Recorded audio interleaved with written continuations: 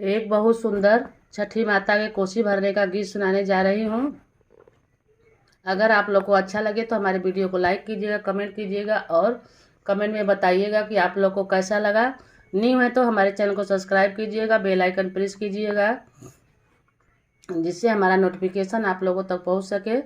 और ज़्यादा से ज़्यादा हमारे वीडियो को कमेंट कीजिए, शेयर कीजिएगा और अपना प्यार दुलार हम पे ऐसे ही बनाए रखिए दोस्तों। तो चलिए सुनाती हूँ मैं एक छठी माता का गीत। सोने के तिरिया वाए छठी मैया कावरवा धैले ठाड़, हे कावरवा धैले ठाड़। सोने के तिरिया वाए छठी मैया कावरवा धैले ठाड़, हे कावरवा धैले ठाड़। के करे दुवरावाए सेवका बाजेला बघाव, हे बाजेला बधाव। के करे दुवरावाए सेवका बाजेला बघाव, हे बाजेला बघाव।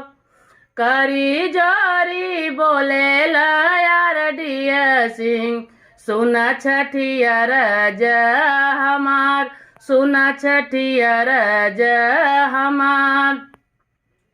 हमारे आंगनवाए छठी मैया आज बाजेला बघाव, आज बाजेला बधाव।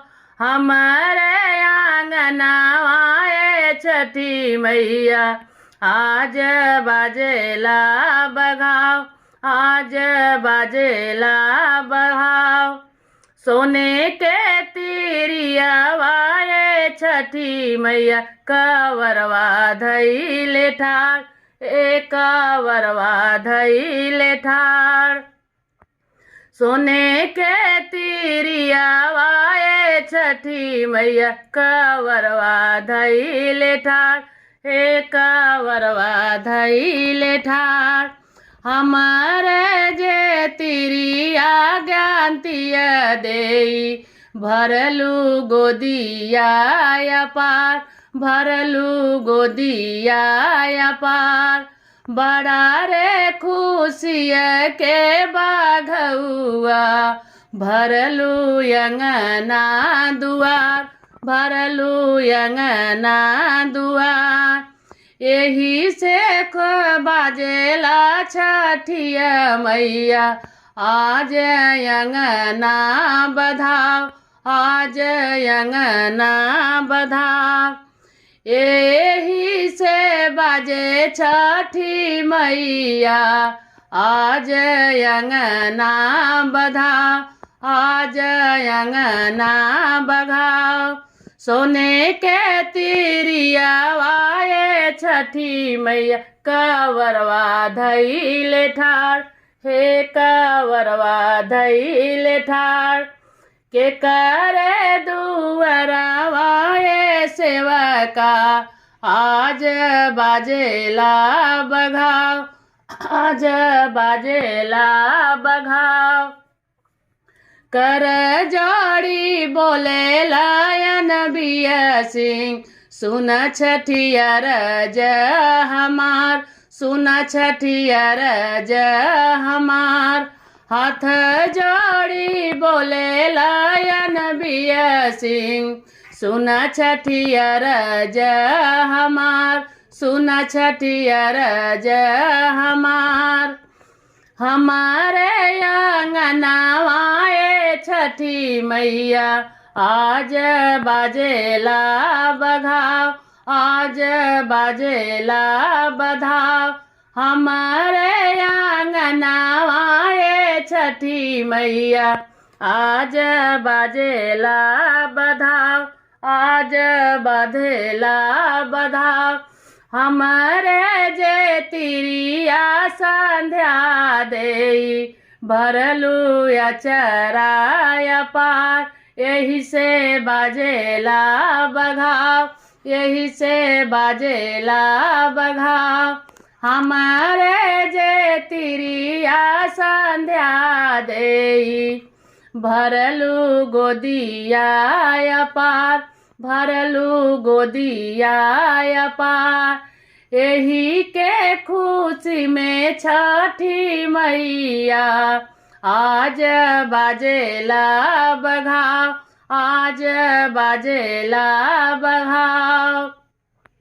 सोने के तिरिया वाये छठी मैया कवरवा धैले ठार हे कवरवा धैले ठार।